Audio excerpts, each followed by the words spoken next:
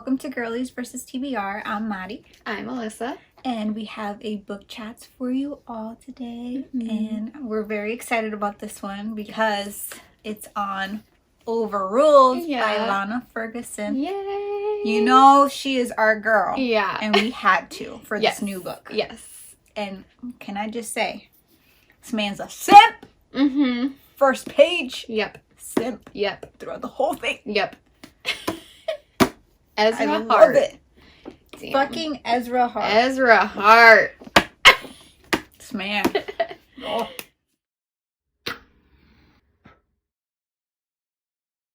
Yeah, my first note says, damn, smut on the first page.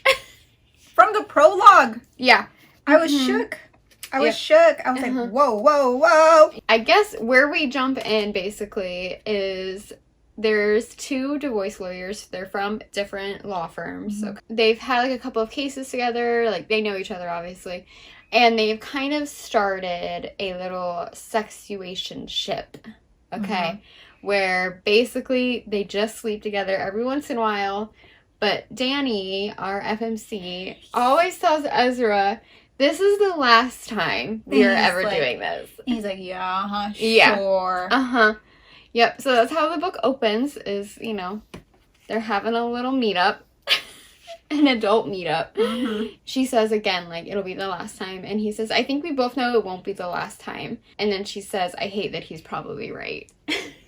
They've worked a couple of cases together. Okay. He has won a little bit more than she has. She's very upset about it. Then she gets offered a very, very big case from, like, one of the partners at her law firm who's known her a very long time. And he's like, I want to put you up for, like, junior partner. And, like, I think you taking this big case would, like, make it happen. It's for a woman who, like, her and her family and her husband, like, they own, like, a whole real estate empire. Okay, so, like, hundreds of millions of dollars, okay, is on the line in this case. So she takes it, and she's on the ex-wife's side, or soon-to-be ex-wife's side, and Ezra Hart, our MMC, is on the other side. We know that there's something going on while they're, you know, having to, like, go against each other, basically, in court. And so we kind of see that a little bit where they're, like, trying not to look at each other. The tension is just there. So she's representing Bianca, and then he's representing Lorenzo. Ezra Hart is also, his firm is, like, a family firm. So his dad is Alexander, and his brother is Eli. And he does not like his family. We do not like his family. His dad is an asshole. Yeah, definitely. And so we find out, like, his dad is kind of, like, forcing him kind of to do this case. He, like, put him on it, but he also, like, put his older brother on to, like, supervise. So Eli is just kind of, like, hanging around there, too. Yeah. Which we don't know if we like him or not. Yeah. We don't know if we like him or not during the book. We're like, why are you being mean? Like, why are you being mean? Yeah. There's no reason for that. He's like, just that's kind your of an brother. asshole. Yeah. Yeah. Yeah. So Bianca wants to divorce her husband, Lorenzo.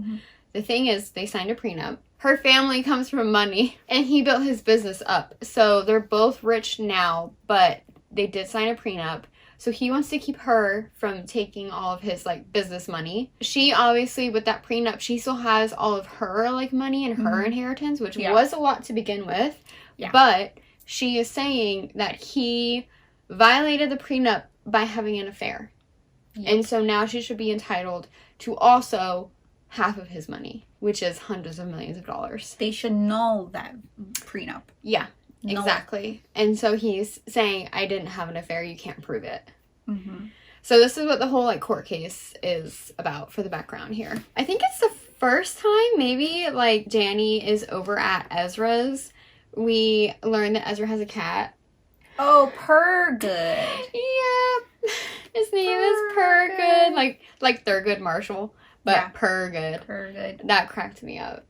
I love it. Yeah. I love it so much. And he's always, like, grousing about how Danny is, like, more excited to see his cat than him whenever she comes over. And the cat likes her better anyway, so it's exactly. whatever. Exactly. Yeah. We do find out, like, early on the dynamic of their relationship too. I think when they're meeting up and stuff, it's strictly she goes over or he goes over, and they hook up. There's like rules, like they don't do it in the bed. No bed. Yeah. She doesn't look at him. Yeah. Yeah. Like, at all. Yeah, no. She's like, I don't want to make this, like, any type of way. Yeah. And then after, it's like, no snuggling, nothing. Just leaving. Yeah. So she's like, it's done. That. She gets dressed and she leaves. Yeah. Yeah. They're still bantering. Oh my God, yes. While they're doing it. And it's so freaking hilarious. We know from page 1, he likes her. Yeah, definitely. Like, obviously, he likes to pull her leg and all that shit, but he likes her. Yeah. But he also likes that she, like, gives him shit all the time. Yeah, he loves that. Yeah. That shit. Yeah, yeah. There's a quote on page 28 that says, touching Danny is like scooping the honey out of the hive after the bee sting. Totally worth the pain. So, yeah, he loves it when she, like, snips at him and, like, says her little, like, digging comments and stuff like that. He loves it. There's also one thing where it's, like, they're... you know. Having some adult time. Yes. And he goes, on your knees, grab the couch. And she's like, stop fucking telling me what to do. And it's every single time he, like, says something, she's like, I don't want, no. Yeah. No. She's like, I want to do it, but stop telling me to do it. Yes, exactly. Exactly. Yeah. And so it's so funny. And she calls him asshole all the time. Even while... they're having fun time. Yep. Spicy time. Yep. It's great. I loved it. I loved their dynamic. It was funny. Yeah. Yeah. He's just like, I love it when you're mean to me, basically. Is what it is. That's really what it is. Yeah. I'm like a smoker from 20 years. Because I'm the big bad job. Ew, why is that so good? We learn a little bit later that there's, of course, a nickname in this book, and the nickname that he calls her is Sour Patch. I freaking love it because the first time he says it, I think of the commercial. Yeah. Where it's like, Sour Patch Kids. Sour, sweet, yo. Yeah. It's like the combative. Yeah. Like, she's sour angry on the outside, but he's like, but I know you're sweet on the inside. Yeah. I love a good nickname. That's a good one, too. It is a good one. Especially how she's always prickly. That's what he says. We get the first preemptive meeting to, like, between her and Ezra. Yeah. I think it's mediation. Yeah, so, like, not court, but they're, like, meeting up to see if they can settle it outside of court. Yes. And so they're meeting up for that. Ezra's like, okay, well, Lorenzo is willing to give 10% of, like, the business net worth and 5% of, like, the share in the company for, like, future assets. And she's just like, yeah, this has to be a joke. Yeah. Like, no, absolutely not. My client is, no.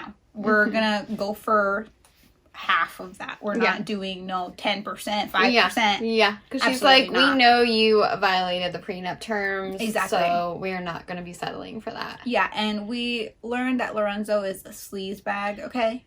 And he thinks that his ex-wife is stupid. And she's not.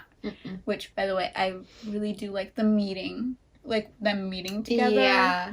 Yeah. It was like powerful woman and powerful woman together. It was a good one. Yeah. Yeah. Yeah. And Bianca is just like, you seem like a powerful woman to me. So I do think it's funny because she was like, this is like Bianca, and she's like, I'm Danny, and she's like, Danny. That's a kid's name. That's a kid's name. And she's like, well, it's short for Danica. And she's like, that's a powerful woman's name, Danica. Yeah. Nice to meet you, Danica. Yeah. Yeah, I know it was like, you know, lawyer and client, but it was good. Yeah. I loved it so much. Yeah. The way that Ezra talks, I was like, okay, sir. Yeah. Sir. Yeah. He has a dirty mouth. Yeah. I love when MMCs have dirty mouths. Because I'm like, God. And she loves that. She likes it, but at the same time, she's like, don't talk to me like that. Yeah. But I also like that he, like, doesn't hold back, even though she is so, like, prickly. He's just like, I'm gonna, like, dirty talk to you like you're already mine. Yes, and then in this sentence, he's like, I could have you right now. It would be so easy. So fucking easy. And you'd let me, wouldn't you, Danny? You'd let me push you over this desk and take what's mine. Look at that. That had me blushing. I was like, oh, tab that. Yeah. I gotta talk about that. Yeah. Because take what's mine. Yeah. Y'all are just having sex. Yeah. What are you talking about? Yeah. Mine. All right. And that's page 74. So we already know that this man ain't nobody else. Ain't nobody else. It's Danny or nothing. Yep. Danny or nothing. I was like, yeah. This man has feelings for her. Yeah. And isn't he kind of like, take what's mine? Why did I say that? Yeah. She's like, yours. Mm-hmm. I'm not yours. That's exactly what she says. Yeah. I'm not yours. He like gets carried away, I feel like. Anything. Yeah. Yeah. Yeah. Yeah. He's like, you're right, you're not. I got carried away. And I'm like, no, you didn't, sir. You meant what you said. Yeah. You fucking simp. Yeah. He like can't hide it when they're like, you know, together. When I tell you, Lana be putting some crack into this because everything that was said, done, I was like hooked. I read this so fast. Yeah. Well, I read it fast because I had to as well. But otherwise, I also think I would have read it really fast. So at another, like, mediation meeting, right, it's like Ezra starts showing up to these meetings and stuff with, like, his brother or his dad or whatever, and she's just like, what the fuck? Like, she always goes, oh, I didn't know you were bringing co-counsel. I'm like, damn. Okay, Danny. She knows how to hold her own. Yep. Okay? With all these men. Yeah. In this room. And, like, Ezra knows that because he's been up against her before. And he, like, respects her as a lawyer. But then his dad is kind of like, oh, like, that little bitch. Like, whatever. We'll win over her. Easy peasy. And he's kind of like, don't underestimate her. Exactly. And so they're at another mediation meeting. Alexander, Ezra's dad, is there. And again, she was like, I didn't know you were bringing co-counsel today. In mediation, it's, like, mainly, like, just their lawyers that can go back and forth. There's still rules. Like, it's not just a conversation, right? Alexander cuts in to object. Gives a reason for the objection as well. And then she just goes, I raise a hand up to stop him, still holding Alexander's gaze. You don't have to answer that, Mr. Andrews. She's talking to the witness. I say pointedly, one riot, one rager, Mr. Hart. Ezra is taking the deposition of the defendant. You have no grounds to speak here. I see something dangerous flash in the old man's eyes, but he remains dutifully silent. I hope that my eyes say what I can't, that I'm not intimidated by him, however much he'd like me to be. I notice a quirk of Ezra's mouth that might be the beginning of a smile when I spot him in my peripheral, but it's gone as quickly as it came. Yep. He's proud of her. Yep. He's proud of her. She's like, you could not walk over me or the witness. Like, you're not even the lawyer. She knows, like, the back of her hand, all the rules. Yep. All the laws. Yep.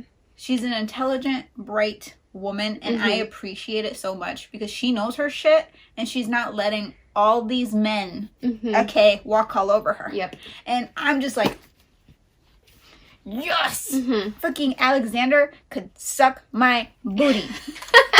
Yeah. I was like, you go, girl! Yeah, exactly. Yes, Danica. Throughout the book, we kind of find out a lot of, like, they're both carrying baggage, okay? Ezra has problems with his family.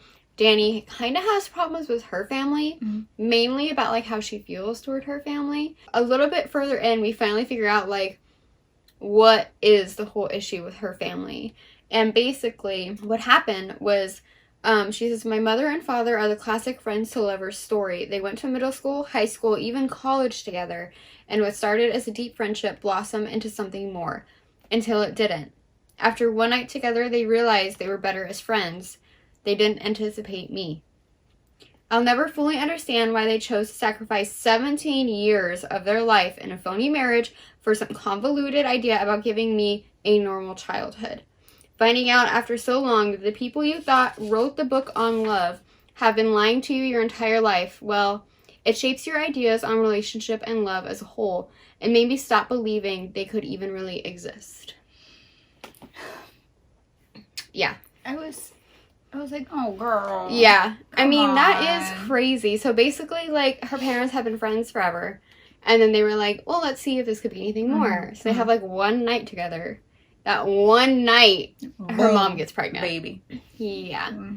And so, we found out later on that they also both came from broken homes. Her parents did. So they were like, well, we already, like, love each other as friends. Yeah. So we're just going to do this. Mm-hmm. And, like, not tell Danny until she's older. And then, like, we can go our separate ways. But so she has, like, a good childhood. We're going to stay together. Yeah, and that's where she gets that complex of, like, this is my fault. Yeah. Like, she blames herself Yeah. for it. She's like, y'all wouldn't have had to sacrifice all these years if it wasn't for me. Yeah. And so this kind of translates over to the relationship and her not wanting anything serious.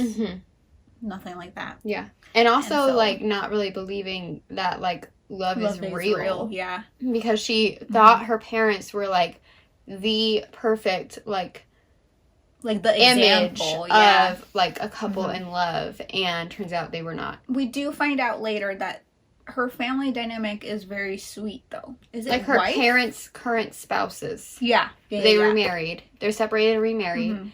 And her parents' current spouses, both, like, everyone gets along.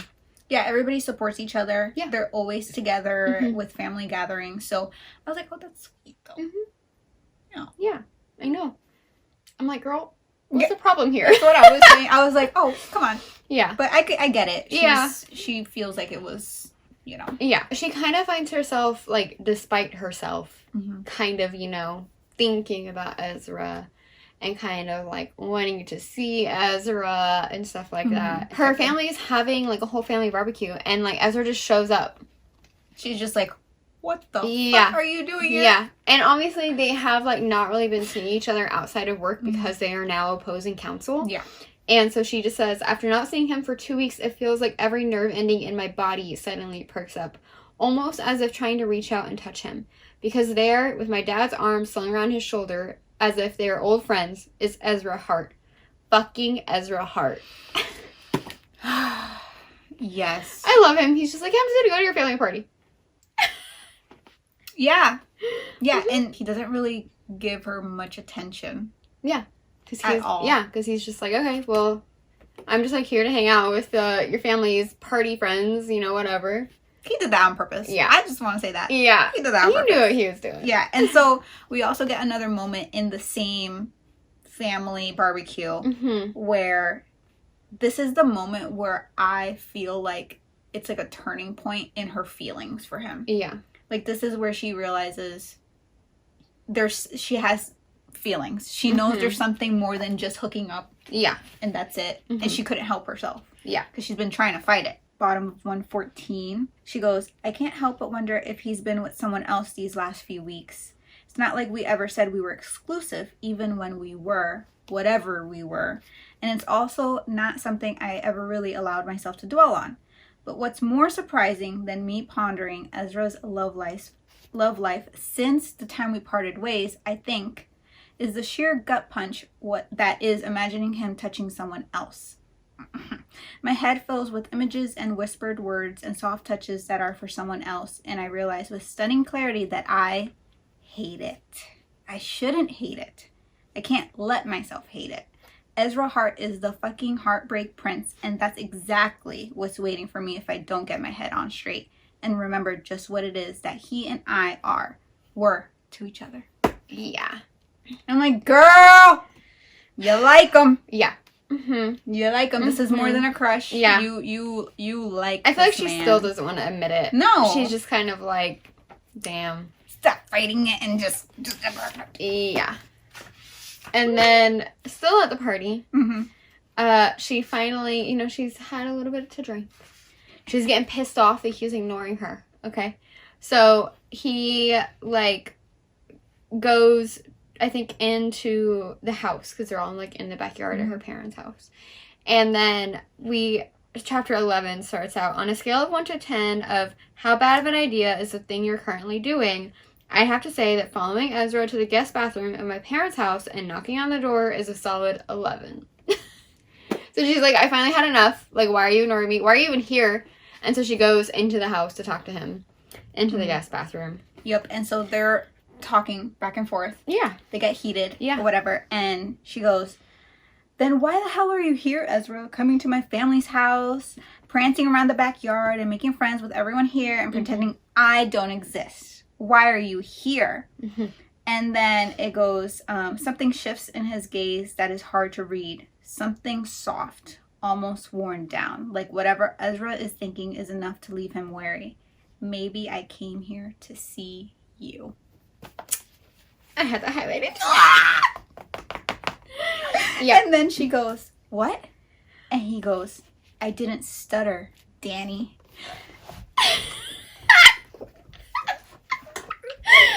Oh yeah. Yeah. Please. Yeah.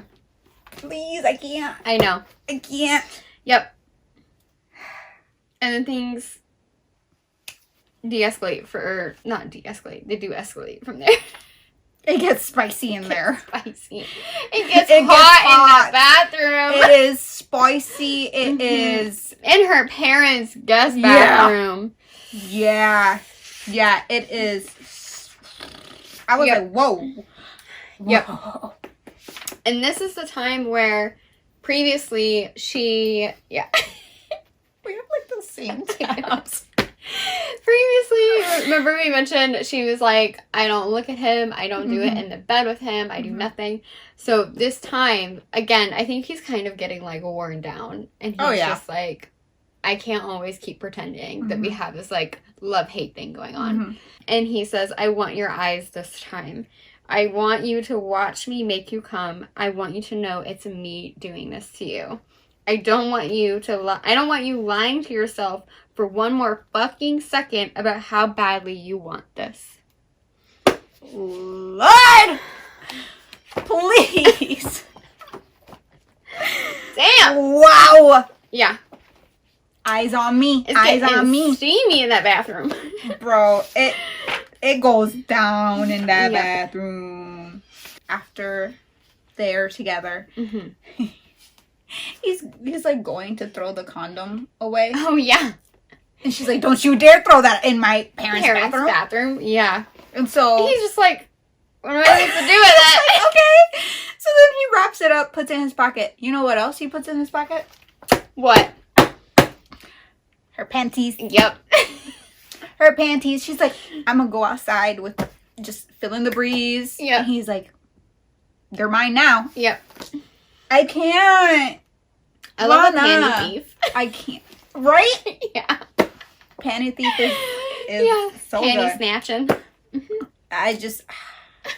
It's so good. Yeah. This whole scene was so. Yeah. It was so good. Yeah. But Castle. Building up to now, we kind of like, we know there's something going on with Ezra's family. Like, we know his dad is a dick, right? But we know there's kind of something going on with his mom too. So we kind of have a conversation between them, right, that reveals a little bit. His mom is kind of asking like, oh, are you seeing anyone? And he is kind of like, yeah, a little bit, whatever. Basically, Ezra, he starts to say like, Mom, I'm sorry. And she says, don't apologize. And he says, he can't punish you forever. You shouldn't be letting him. And she says, it's not that simple. He goes, tell me why. And she says, so many reasons, but mostly I won't let my children suffer for me, not any more than they already have. And then a little bit later, she says, I love you, you know that, but this isn't a fight you can win. I'm not letting you put yourself at risk just to try. And then he says, I'm sorry. I don't say for what, there's no point. We know exactly what I mean. We both know how much there is to be sorry for and how much neither of us can change it. And I was like, damn, punishing her? What the fuck is that man doing? Yeah, I was like, what is happening with his mom? Yeah. Like, what is going on? I was like, this seems intense. Yeah. And I'm like, oh God, Alexander is more of an asshole than I think he is. Yep. Because I thought he was just being mean to his son. But there's some shit going on in the family. Yeah. Like, his mom is not, like, well. No. And, like, we don't really know what's going on yet.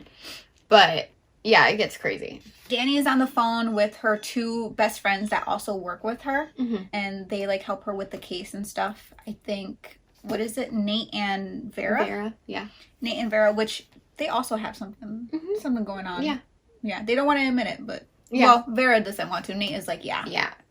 It's kind of similar. Like, Nate is a simp for her, and she's just like, ew, no. So she's talking on the phone with them about the case and just trying to dig for more evidence. solid proof for this whole case. Guess who shows up? Knocking on her door. FBI, open up!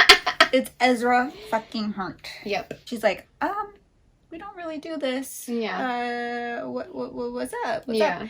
And he looks like a sad puppy. She's like, okay, come in. Yeah. Come in. And so they're talking. Obviously, they're fighting first because they always, like, banter. Yeah. And then she is like, tell me the real reason why you're sad. It has to do with my dad, my father. And he goes, no, I'm sorry. I'm sure that this isn't at all what you'd like to be doing right now, especially with me. Today was such a goddamn nightmare, and I just needed something that felt normal. He just wants to be with her. Yep. Yeah. Yeah. He goes, I came over here because seeing you was the only thing in the world that I could think of that might make this day less of a goddamned nightmare. Yep. And I'm like, okay, we're progressing. Yeah, he's breaking down. He's breaking down a little bit. He's like, I can't. He's like, I can't do this. I gotta be with you, Danny. Yep. They have spicy time, right? Yep. And then they do something that they're not supposed to be doing. They stay the night. He stays the night. Yep.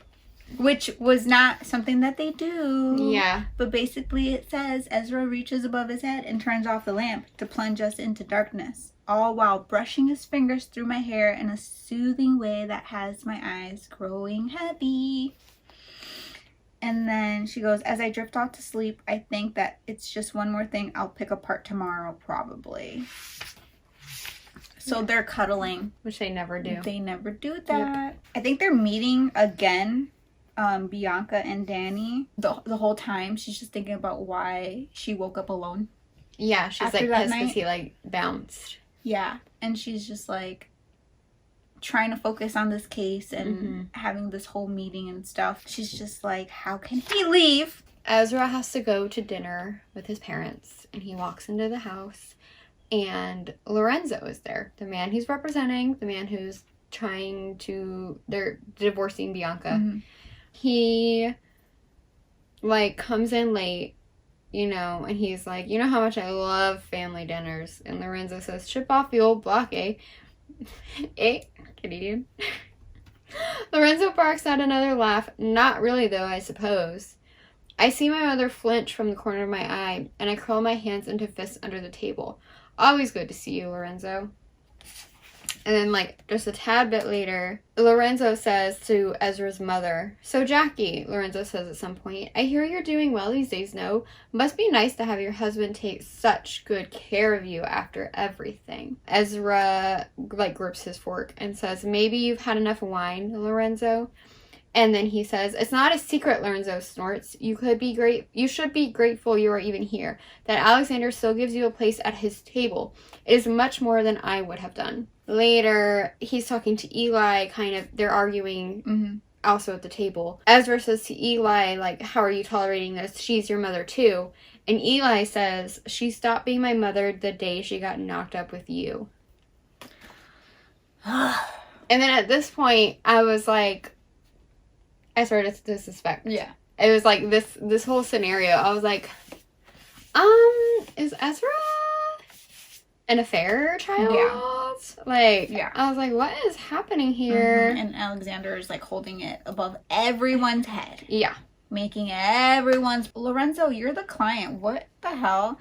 And clearly Lorenzo and Alexander are like bestest of friends. Yeah, they're like buddy. Yeah. And so I'm just like, who is this man to be talking to Ezra like this? And it's like Anyways. Lorenzo knows way too much for y'all to just be like friends. Right. Like, why does he know so much? I would have popped his mouth. I'm like, stop. Mm-hmm.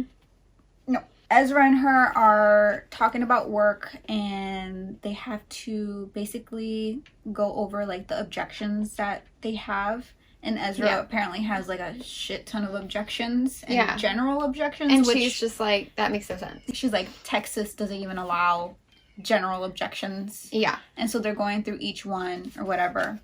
And obviously the conversation turns to themselves. Mm-hmm.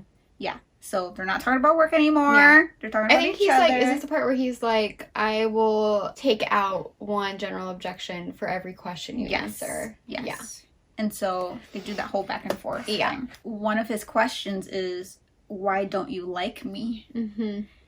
And she goes, I blink in surprise, taken completely off guard by the question. Excuse me? I mean, I don't think you actually dislike me, not anymore. But the night we met, you decided I was some asshole within one conversation. Why? And she goes, you were talking to another woman, smiling and laughing while she ate it up. And he goes, wait, so I'm being punished for talking to other women before I even met you? Don't be ridiculous, I huff. I was just clear how into you she was. She was hanging on your every word, Ezra. And he's like, I'm still not following. Yeah. She goes, you looked up and saw me and you just walked away from her. You barely even gave her an excuse. You just came over to me and started flirting with me. It was clear to me how little you appreciate a woman's attention even then, so why would I be excited about the fact that I can't seem to stop being an idiot enough to stop giving you mine? And so he doesn't say anything. And she's like, well, say something. He goes, I never thought about you seeing it that way. Mm-hmm. And she's like, of course you didn't, because that's all women are to you. He's like, is that what you think? What the hell am I supposed to think? Danny, he laughs, actually laughs. I walked away from that woman whose face I can't even remember, because from the second I saw you, for every fucking moment since, there hasn't been anyone in my head but you. He laughs again. You might as well live there now. Yeah. Mm-hmm. Mm-hmm. This man knows how to talk. Mm-hmm.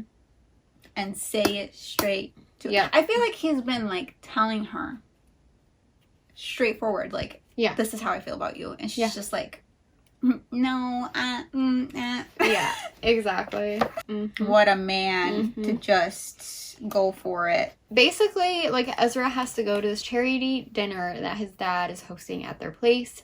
And he's just like, this is so boring. Like, you should come crash my family party because I crashed your family party. And she's just like, I don't know about that, you know, whatever. Eventually, she's just like, yeah, you know what? I'll go. And she brings Vera and what's his fucking name? Nate. What's his fucking Sorry, name? Nate. He, like, says hi, but he has to, like, go talk to people, you know, go schmooze with his dad or whatever. And so she's like, it's fine, like, I'll just grab a drink, you know, whatever, and hang out with my friends. So she's doing that, and she kind of wanders off to the library room, and she sees a woman sitting there, and it's his mom, she finds out, and they have, like, a little conversation. Yeah. It's very sweet. And then she's coming back into the party from the library. All of a sudden, she hears someone say, Danny. And she says, I go still, feeling every muscle in my body lock up tight. I haven't heard that voice in years. In fact, the last time I heard it, it was breaking my fucking heart. Grant, she says. So this is the moment where this lead up, because we didn't know what had happened before. So Danny was in this long-term relationship with Grant, and we know that it didn't end well. Yeah. At all. Throughout this whole book. Yeah. Everybody's like, you know, especially her mom, if you want to talk about Grant, sweetie, like, I'm here for you. Like, and Nate and Vera have also, like, brought it up, like, is this about Grant? Like, whatever. And she's just like, okay, people need to stop talking about Grant. I don't want to talk about it. But she's also using him as, like, a scapegoat type of thing. Yeah, to be like, this is why I don't want to let anyone in. Why I don't want anyone to see me vulnerable. Yes. Because of what happened with him. We don't know what exactly went down, though. Like, we just know it ended poorly. And so this is the moment where I was like, oh shit, we're gonna find out. Yeah. We're gonna find out about this Grant dude. Grant is there with a woman, and they're, like, talking, and he's just like, oh, well, Vera and Nate come up, because they're like, oh shit, we know who that is. Yeah. She just says, what are you doing here, Grant? He says, oh, we just moved back. A few months ago, actually. I work for Kellerman and Cross now. You moved back, I parrot. He smiles down at the blonde beside him, the one I'd almost forgotten about. Charlotte's family is from here, and my parents are still here, so it just made sense. And then she goes, Charlotte Fuller, she tells me, I'm Grant's wife. Or Vera is just like, Danny, let's just go. Like, yeah, this is crazy. She's standing there, like, stunned. And then someone comes up and goes, there you are, sweetheart. Sorry I'm late. I was looking everywhere for you. Ezra's hand is warmer than Vera's, superseding hers to slide up the back of my arm as he steps in close to press a kiss to my cheek. I got held up. And then they, like, meet each other, you know, yada, yada. And then he's just like, okay, hi, you know, whatever. He looks over to her. You owe me a dance, baby. Baby, she's thinking in her head. And then she says, right. I managed, though, although I'm not sure how. I force a smile. I was looking for you. You know how these old men are, Ezra chuckles. Once they start talking about work, well, it's hard to get them to stop. He pulls me closer into his side, casting another glance at my ex. It was good to meet you, Greg. Grant, he corrects him with a frown. Right, sorry. Danny? And then they go off. Greg. And that is one of my other favorite micro tropes. No, it's so good. I love it. So when they're meeting someone that, like, the guy can tell is they don't like them. Yeah. And then they, like, call them by the wrong name. Oh. Just be like, I don't fucking care. Anyway, we're going to go now. Something so simple, but effective. It. Yeah. Yeah, very, very effective. Yeah. And, like, he knew without knowing because he doesn't know anything about Grant. No idea. And he swooped in and helped her because she was looking, like, frazzled. Yeah. Deer in the headlights. And that is what I love, when men can read body language and the sign. It's there. Yeah. It's there. Yeah. You're paying attention. Yeah. You're attentive to how her body's reacting. Yeah. And you saved her. Yeah. You pulled her away. I can appreciate that. It was good. At the end of the party, they're like, let's just, like, get out of here, basically. So they're having, like, a conversation. They're getting ready to leave. And he says, Sour Patch, you're as prickly as a cactus, but I love that about you. It doesn't matter, I say breathlessly. Let's just get out of here. You're forgetting one thing, he says. I pause. What? I told you. He leans in close, his lips barely grazing my ear, that the next time I had you, it would be in a bed. That I would get you for the whole night. That I would do all the things I've been dreaming about doing to you. Do you remember, Danny? And she says, I remember. He says, good. So that just leaves one question, doesn't it? What? Yours or mine? Holy shit. Yep. They go home together, and Danny's like, you kind of owe me, like, a story, right? Of, like, what is going on with your mom and whatever. And he finally says, Alexander isn't my father. I didn't always know, I explained, looking down into my glass as I swirled the amber liquid absently. He was distant when I was a kid, but I just assumed it was because I never lived up to Eli. Eli was perfect, and I was never that. And then she says, when did you find out? My jaw tightens. This is the hardest part to talk about. It's been 15 years, and my stomach still twists when I think about the day my life came crashing down around me. I close my eyes, breathing in through my nostrils. I found out the day my mother attempted to take her own life. Yeah. And then she says what happened. Yeah. And basically he goes on to say that, like, his dad was just super, super controlling. Alexander's professional life was kind of it was affecting their marital life, and it was just putting a strain on their relationship. Yeah. And then that's when Alexander was just, like, controlling, manipulative. He was just being, like cruel, essentially. And so that is, like, when, I guess that's when she, like, veered off, right? Yeah, she wanted some kind of, like, love and affection. And so she had an affair. She found it with someone else, and then that's when she got pregnant with Ezra. Ever since then, like, Alexander has not let that go. Danny says she didn't leave, and he says she couldn't. I didn't learn about any of this until years later. But Alexander threatened to have Eli taken away from her. Even with all the shit he had going on at his firm, he had powerful friends in the business. Powerful enough that my mother feared he could actually do it. That she wouldn't ever get to see my brother again. Her soft heart couldn't stand the thought of it. She asked, like, how old was Ezra when all this was happening, and he said 19. So he was saying he was finally going off to college, and his mother had a moment of clarity where she realized she and Alexander were never going to be the same. She didn't have to worry about him using her children against her anymore because they're off. So she attempted to leave again. Alexander wasn't having it. He couldn't stand the thought of losing face with his peers, of them finding out his wife was leaving him for his own shitty behavior. He locked her in her room for weeks. I didn't even know. I was so busy enjoying my newfound freedom that I didn't even bother to check in with her. She was in that room for weeks. He's saying, and Danny says, you couldn't have known, Ezra. Regardless, I repeated woodenly, it all became too much for her. She had sleeping pills. And then it says, by the time I made it to the hospital, they coded her twice. There was a period where they didn't think she was going to pull through, even when they got her stabilized. They said she suffered oxygen deprivation to her brain. She's never been the same since. Mm-hmm.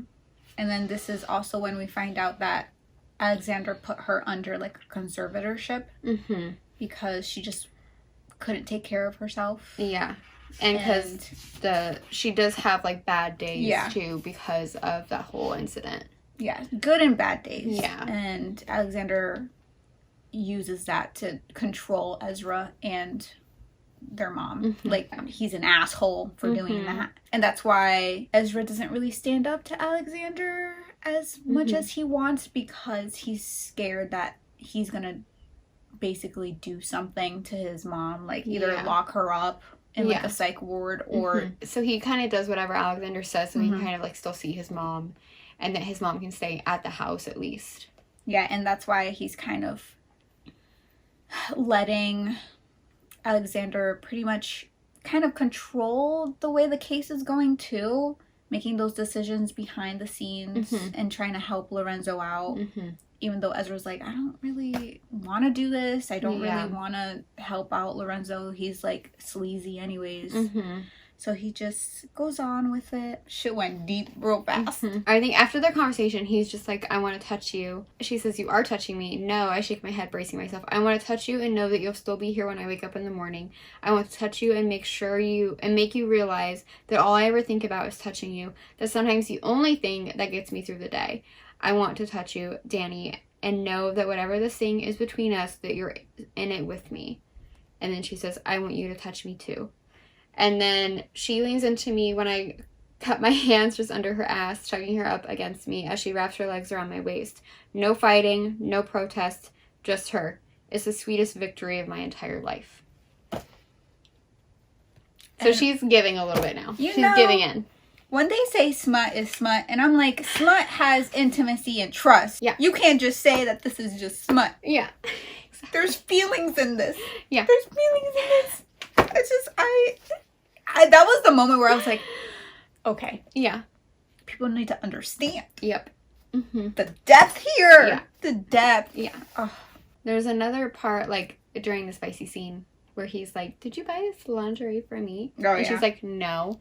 And then they, like, go back and forth a little bit, and he says, I think it's always been for me, Danny. Even when you didn't want it to be, I think every single part of you has always been for me. Or maybe that's just wishful thinking. He loves her so much. He sleeps over again after, and the next morning he's, like, up making her breakfast this time, instead of just, like, leaving her apartment. So he's, like, baby steps, you know? Yeah. She comes in the kitchen, and she's kind of quiet, and they're, like, eating, and he goes, I can practically hear you thinking. No, you can't. You're second-guessing everything. Not second-guessing, just assessing. Evaluating the evidence. What evidence? Item 1, you stayed the night. Item 2, you're eating breakfast with me without threatening me with bodily harm. There's still time, I snort. And item 3, you totally like me, Danny. That evidence seems circumstantial. Oh, I have several cited sources. I'm afraid I'm going to have to object. Oh, on what grounds? It's speculative. Overruled, I'd say, he says softly, his green eyes shining with amusement. Title drop.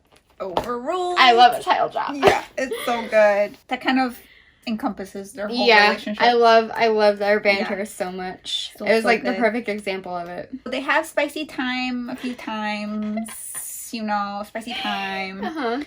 And then there's one spicy time that ends really, really sweetly, and I marked it because it was just so cute. Yeah.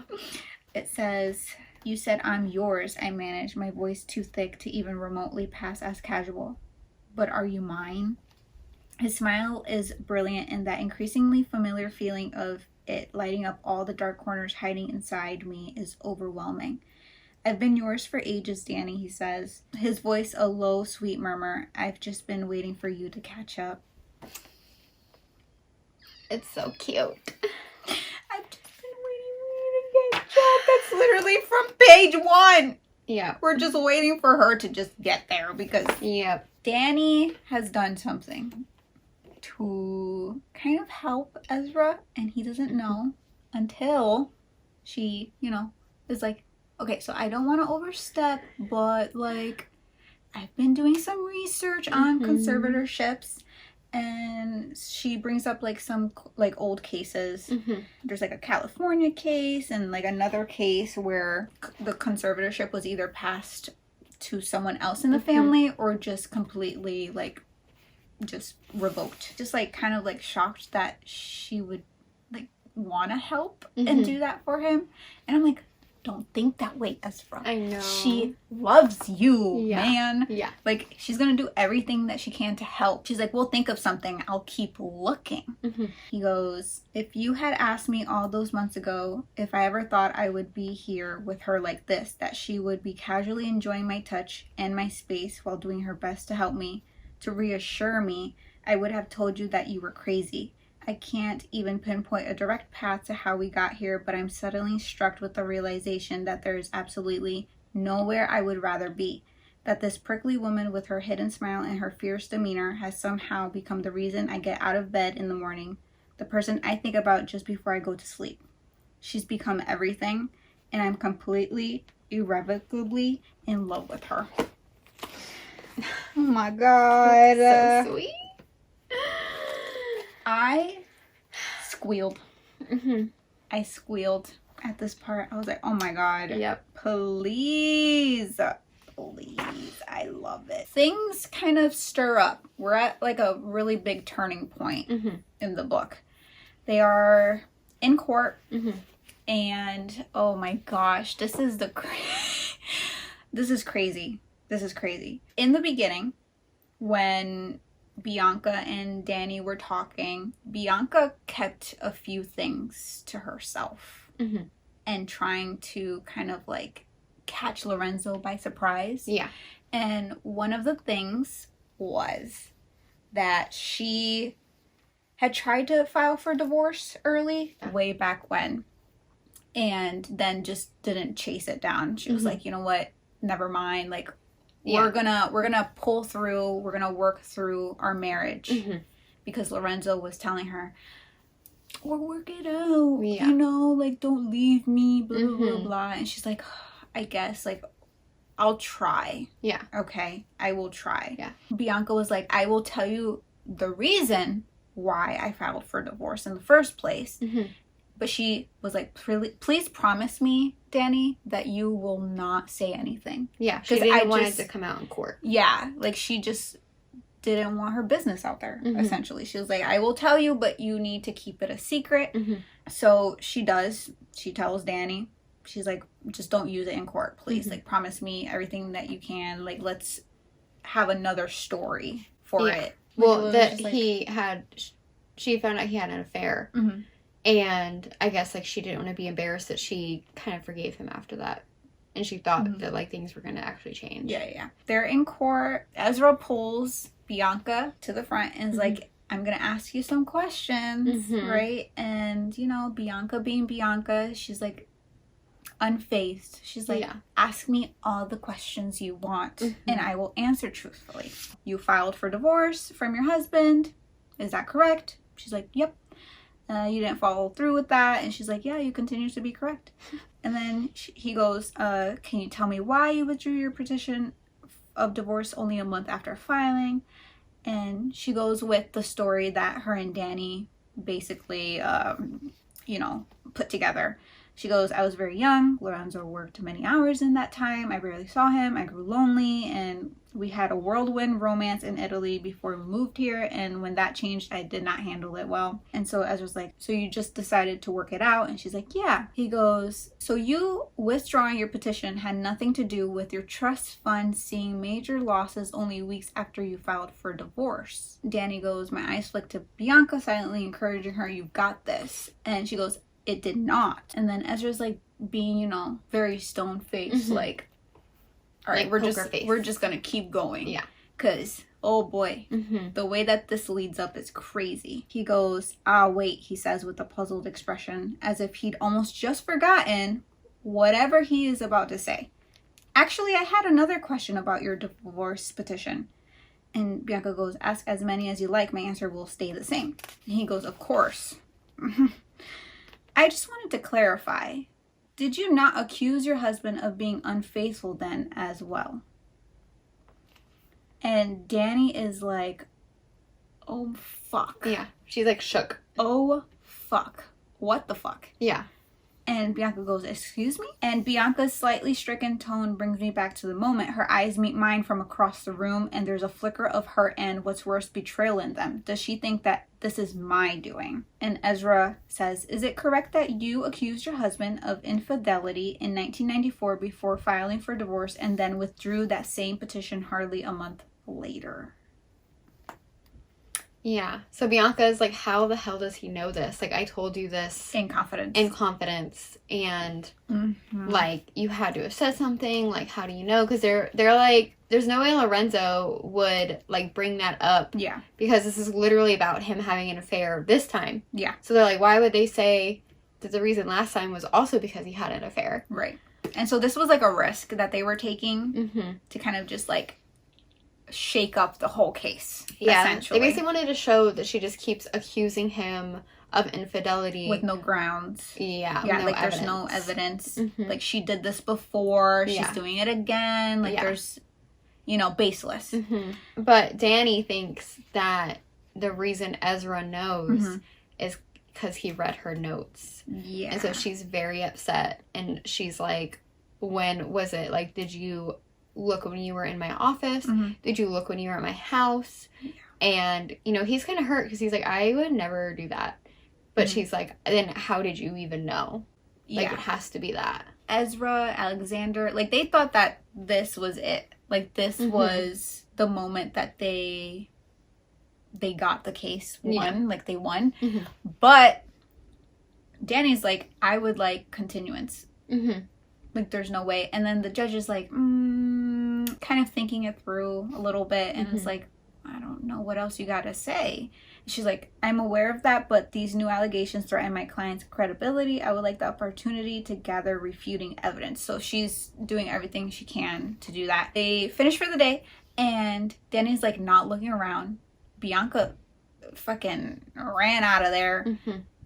She's not looking at Ezra, and you could feel Ezra staring at her, and it's like, and she's just assuming that he read her notes and went through her things. And so they're going down this stairwell, and they're arguing, and she's like, how dare you, like, look through my things, and you're just a lapdog for Alexander, and all that. And he's like, how could you even think I would do that? It's crazy. It's crazy. Everything just, like, blew up. Then later on, they're, like, texting. She just ends up being like, I don't think this is gonna work. She goes, it's probably better this way. It would have been a mess between us, you know. There's almost no chance it would have ever worked out. And Ezra says, are you saying that because you believe it or because you're scared of even trying? She goes, I'm sorry about the things I said. I really am. I overstepped, but maybe it's better this way. He says, if that's what you really want, I can't chase you if you don't want to be caught, Dani. She says, I'm sorry. And he goes, so am I. Yeah. And then right after this, basically when she's like kind of losing him, she says, or when she's pushing him away, really is what it is. She says, I want to believe that he didn't do the things I accused him of. Deep down, I think I might already. How could we ever make things work when his mother will always come first? When I couldn't love him if she didn't. I choke on a shaky inhale. Love? I can't. There's no way that I... But you do. A more sensible part of my brain whispers, you know you do. Dani! Come on, get it together. Girl. Come on. Yeah. Like, this is like the same week. Okay? I think so, I think. Oh, does Ezra do some good shit? Yeah, he's pissed. He's pissed off. pissed. He lost his girl. He's mad. He's like, I am done with this. I am done with Alexander. He's lost someone that he loves, so now he's going ham on things. He confronts his dad like a few days after Ezra goes to Lorenzo's offices because like he needs some signature for some paperwork, and he overhears Alexander and Lorenzo talking. And he like hears like no one would find out and they won't. Alexander answers tersely, not if you keep your mouth shut. There's no proof that anyone would be able to piece together. I've buried the record so deep in Bianca's financials that not even the world's greatest accountant could piece it together. And Ezra's like, what is even happening? Like, this is my case and I don't know information. Like, he's like, what the fuck? At this point, he's just like he's just upset. He's like, I'm over this shit. Like, my case is not even my case. And he's just like, basically he starts confronting Alexander and he's saying a whole bunch of stuff. Like Lorenzo is also insulting him. And it's just, things are going down. Yeah. He insults his mother, which is like the tipping point. Yeah, he's pissed. He goes, and what are you going to do, Alexander? I release Lorenzo's tie, stepping closer to the other man. Are you going to threaten me? My mother? Are you going to push her so hard she wants to die again? Alexander looks unruffled. It would have probably been easier on everyone if she had, he says coldly, his face devoid of emotion. At least then, I wouldn't still be putting up with the pair of you. I hear a roaring in my head, my body moving before I even recognize what's happening. 1 second, I'm standing a foot away from the man who has made my life a living hell, made my mother's life a living hell, and the next he's crumbling to the floor, blood streaming from his nose, the same blood covering my knuckles. He punched him. Yay! You worthless piece of shit. Alexander snarls. I'll fucking end you. I'll lock your mother up in a hole and make sure she never sees. He crouched and then Ezra says, try it, I warn. I think you'll find that when you push someone to the point where they have nothing to lose, you won't like what they're capable of. Do you want to see what I'm capable of, Alexander? Damn. Yup. And then he goes, oh, and one more thing. I call, my mouth splitting into a grin. I quit. Yep. He quits. Shortly after, he goes to get his mom. He's like, anyway, I blew up on my dad. I quit. He's like, gotta go with my mom. Pack your shit up or you're coming to my house. Yep. Let him try something. Let him try something. And his mom is like, I'm so sorry or whatever, but she finally like goes. Eli does pop up in this scene. He's like, what are you doing? Like, what are you doing? Dude, this is your mom. Like, how are you like okay with this happening? And his mom is like, you know, I love you both. Yeah. Like she's like, I've loved you since you were born, Eli. Like, there is no favorites here. And Eli kind of just like, you know, he's sitting with that. Yeah. And he's like, yeah, damn, I need to be a better son. Because I think Alexander kind of like put things in his head of that like his mom didn't love him kind of thing. And that's why he was like so cold to her as well. Yeah. Ezra shows up to Danny's place. Danny has papers all over. And he just shows up and he's like, I just have a few things to say and then I'm gonna go. And she's like searching because she's like, there has to be something, like I'm missing something. And the whole time you're like, it's really weird that Lorenzo's mistress is paying 2 mortgages. Like, what is she paying 2 mortgages on? Like, this is so weird. Like, well, maybe it's just like a love nest or something in her house or whatever, who knows. But she's like, I'm missing something. So she's like digging through all the paperwork when Ezra shows up. Tells her how he feels, basically. He doesn't tell her that he quit, though. Also tells her to look into, what is his name? Anton Andrews. Yeah. He's like, definitely check that out. And then just leaves. Yeah. And she's just like, yeah, I want you to stay. Yeah.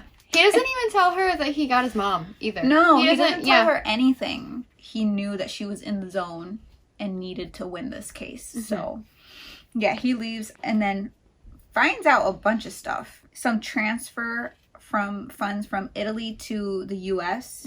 And like she sees like a signature. I think she finds the signatures and Nate and Vera are like staking out the other house that the second mortgage is on, and then they find something out too. Yes. Danny calls up Anton up to the stand and starts questioning him. By the way, Lorenzo's freaking out. Yeah. They're like, what the hell is going on? Also, we met Anton before. Yes, we have. And she's like, that's why the name is so familiar, because he is Lorenzo's assistant. Yep. And he was in the mediation meetings taking notes. And she was like, he looks so nervous. Yeah, and there's also one moment, I don't know if it's before this or another time, but Anton and Alexander's mistress, they were hugging.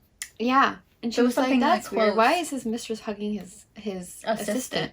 And so Danny calls him up and starts questioning him. We get to the part where the judge is like, okay, why is this all relevant? She's like, it is. Let me just get to it. She goes, it's interesting, Mr. Andrews. I continue, still looking out at the court instead of back at him, because we were unable to find anyone by your name that was enrolled at Northwestern University during the years you supposedly attended. I thought that was strange, I go on, but only until I found that you legally changed your name in 2014. Isn't that right? Objection! Eli shouts. She goes, you'll notice this is marked item number 47, a document disclosed to both parties pre-trial that overviews the employment records of Mr. Andrews. If you turn to page 7 under the section Other Names, Mr. Andrews has listed his formal legal name.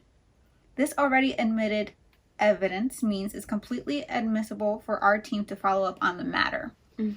Judge Harding skims the document, nodding before handing it back. She's right, Mr. Hart. It's previously disclosed. This is outrageous, Lorenzo. You cannot order. Get your client under control, Mr. Hart. I have to bite back my smile. Lorenzo must realize that he's dug his own grave, and I'm happy to be holding the shovel. Mr. Andrews, I say sweetly, can you please read to me the name you listed on your employment application for Kazaragi Development in 2015? When he doesn't immediately answer, I urge, Mr. Andrews? Anton Kinsley, he stutters. Satisfaction washes over me, which would mean you share the same last name as the woman we believe to have been in a long-standing romantic relationship with Lorenzo, would it not? He goes, yes. Very interesting. Can you tell me what this document is? Anton sucks in a breath. Eli comes up to Danny and it's like, you did really good. And she's like, you're pulling my leg. You gotta be joking. And he's like, no, I'm serious. Like, you actually did great. Like, you held up your own. Yeah. And basically, the conversation is just weird. But Eli gives her something. A flash drive. Yeah. He pulls out something after he's, like, congratulating her or whatever, and she's like, what the fuck's happening? Like, you're being weird. Yeah. He says, I want you to give it to my brother. And she says, why can't you give it to him? And he says, I doubt he wants to hear from me, and honestly, I don't blame him. I have some work to do before I can see either of them. And she's like, either of them? And so Eli cocks his head. He didn't tell you? No, we haven't spoken in a while. He quit the firm last week, then went straight to our parents' house and took my mother away. My dad is furious, of course, but so far he hasn't done anything. He looks back up at me, nodding toward the flash drive. I'm still holding my hand. That will ensure that he never can. What's on it? Everything I was able to copy from my father's laptop. Hopefully it'll be enough. Yes, Eli. He came through. And then she says, you're really going to help them? Why? Because she's my mother, and I haven't been the best son. I want to try to make up for that. Finally, Eli grew some balls. So then the other thing that we figured out that she found about the signatures on the papers, and she was like, what is that? Basically, she found out the documents detailing the transfer of Bianca's trust from Italy to America the same year she came of age. Look at the signature of the lawyer who handled the transfer. And then Ezra says, is this really Alexander's signature? Yes. And if you go through the rest of the documents and hell, the financial records for the next several years, you can trace a clear pattern of withdrawals made by Lorenzo that were possible because Alexander falsified documents naming him as co-beneficiary. I compared the signature on these documents to Bianca's. they don't match. Then Ezra says, you mean? And she nods. Alexander must have forged it, or Lorenzo. Regardless, they're both complicit in stealing from her for years while Lorenzo built his business. And this is when Danny goes to Ezra's place because, you know, she finds this out day of that she won this trial. And she's like, well, I gotta tell Ezra the things that I found out. And so she tells him that, and he's like, is that all that you were gonna say? Like, is that why you were here? And she's like, yeah. And then she's like, fuck, no. No. This is not it. Like, I need to get this out. And she confesses. She goes, she takes a deep breath, the determination on her perfect face so like her that I might laugh if this were any other time. She looks at me like she's about to deliver an opening address to a judge and jury. Her eyes hold that same ferocity that she gives to everything else in her life. Maybe that's why what she says nearly knocks me over. I'm in love with you. Oh, finally. Yep. I was like, yes. She says, you were right to stop chasing me. You shouldn't be chasing me. I'm going to chase you this time. So however long it takes for you to forgive me, I'm going to wait because you're worth staying for too, Ezra. And I'm sorry if I made you feel like you weren't. I promise if you give me another chance, I'll... And then he kisses her. Don't you know? I lean in, brushing my lips against hers. I've loved you for ages, Danny. I've just been waiting for you to catch up. It's so cute. Yeah. It's like he just gave her, like, the space. I know. Like, I think he fell for her, like, first sight. Yeah. And then he was like, she's too skittish. Like, I need to give her the space. Yeah. Yeah. And she got there on her own. After Ezra goes and threatens Alexander. He's like, I know about this signature. I know about you forging this and, you know, doing this illegal shit. And that's criminal. It is. Criminal offense. It is. And so he's like, yeah, Danny is filing that, and we're filing to transfer conservatorship from you to me. So don't even try anything. And if you do, you're going to lose. Okay, sir? So then he's like, boom, bam. I was like, I wish he punched him again. Yeah, me too. And Danny does too. I think Danny does comment like, dang, you didn't do anything. Danny does call her mom, and she's kind of like, I thought you guys were like lying to me the whole time, you know, whatever. But like, I kind of understand now that you guys were just trying to like give me a good childhood. And her mom was just like, well, we didn't know you like felt this way and stuff. So like, they kind of like patch it up. So like, Danny's good now. Yeah. And Danny does offer Ezra a job. In her company. Yeah. Because now she's going to be his boss if he gets it. Yeah. She's like, well, I'm getting promoted, so my job's, like, you know, needs to be filled. So, like, if you want to maybe, like, come work for me. Yeah. He also makes it, like, a joke, too. I'd love to work with you, under you. Doesn't make any difference. I do like the idea of being your boss, she says. It's a cute little moment that they have. They're, like, lying in bed together, right? And he says, you know, I never thought in a million years that you'd be here in my bed like this. And she hums in his chest. I did. Bullshit, he laughs. No, I did, I sigh. That's why I was so adamant not to let you bring me into it. I knew if I ever ended up here, I would never leave. And then he goes, wow, Danny, you are so obsessed with me. At one point, they had talked about, would you want, like, a giant wedding, you know, whatever. And she's like, no, like, I just want to, like, get married in court, you know, on a random Tuesday or whatever. And so they both get out of court one day, and he's like, oh, I have to go drop some paperwork up, like, you want to come with me? And she's like, yeah, sure, whatever. And she's like, well, what's the case for that you're dropping paperwork off? Like, I thought that one was done, and, you know, yada, yada. And he's like, no, just come on. And then she says, Ezra, what is going on? And he goes, it's June. And and her nose wrinkles, yeah, and tomorrow is a random Tuesday. Are you having a stroke right now? Ezra, what? Do you know that in the state of Texas, the 72-hour waiting period to file a marriage license can be waived by a judge? Oh my God. And then she says, Ezra, what is this? And he goes, oh, I know a guy. So what are you doing tomorrow? Oh my God. That's basically how he proposed. He's like, I'm going to propose right now, and here's a ring, and then we're going to get married tomorrow. Yeah, and Again, I want to read this out loud. He says, "You still haven't actually answered me." She goes, "Sounds like I don't have much choice." His lips curl. "Well, you can always object. Something tells me I'd be overruled."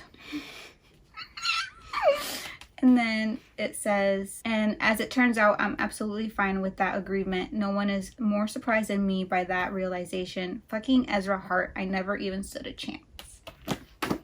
She didn't. Nope. She didn't at all. Yeah. This was so cute. It was really cute. And Lana Ferguson did it again. Yeah. Mm-hmm. It's also spicy. I think So spicy. Yeah.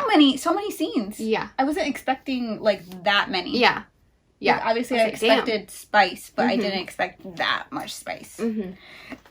It's really good. I loved it. Yeah. I had a lot of fun. Their banter was great. Yeah. I think the banter was like my favorite part because they were just like, they just knew how to push each other's buttons so well. Mm-hmm. And like, he just loved giving her a hard time the whole entire book. We got bonus chapters for a future book that's coming out December 2nd. A little sneak peek. Yeah, I read it and I'm so excited. Yeah, I didn't read it yet. I didn't read the like little sneak peek yet, but you I'm excited. Have to go back and read it because it's really, really good. Mm-hmm. It's for the mating game. Mm-hmm. It's the sequel to The Fake Mate. Mm-hmm. I loved The Fake Mate. I think that was my favorite. Yeah, and it's interconnected. So even in just these 2 chapters that we get, they do mention the characters from The Fake Mate. So yeah. Yes. I feel like this is going to be really, really spicy for that one. Oh, yeah. But yeah, that is our book chats. We will see you in the next video. Yeah. All right.